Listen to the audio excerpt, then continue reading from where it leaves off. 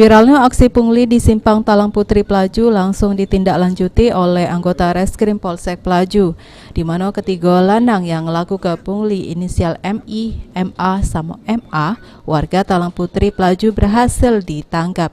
Berikut dengan barang bukti hasil dari pungli. Ketiga lanang ini yang dimintai keterangan oleh polisi ngaku kalau mereka sudah mintai duit sama truk yang lewat di Simpang Talang Putri Pelaju sebesar Rp15.000. Di mana setiap truk yang tidak ngunjuk duit langsung diancam untuk dipecah ke kaca truknya oleh ketiga lanang ini.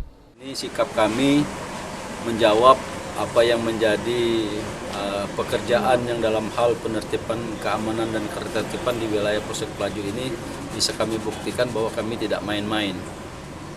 Dengan unitnya reserse di bawah Kanit Reserse Muhammad Uzair ini, setiap ada berita ataupun pengaduan masyarakat baik langsung maupun melalui telepon dan video pasti kami tindak lanjuti. Nah, ini salah satu bukti, tidak hitungan jam, tidak hitungan hari kami jawab bahwa kami tidak main-main dan serius melaksanakan tugas dalam rangka untuk menciptakan Harkamtibmas di wilayah Polsek Pelaju. Aksi yang sudah dilakukan ketiga lanang ini diakui baru berlangsung selama 2 minggu. Oleh mereka, duit hasil pungli dipakai buat kebutuhan keluarga. Lah berapa tahun? Baru 2 minggu. Baru 2 minggu. Iya, 2 minggu. Duitnya untuk apa? Yang untuk makan tuh lah saja. Beli rokok. Nggak ada bini? Ada Pak. Biasa di jalan mana Mbak beraksi? Di situlah Pak. Di mana tuh? Di Simpang Sampai Datang. Sana? Simpang Sampai Datang Semang Pipa.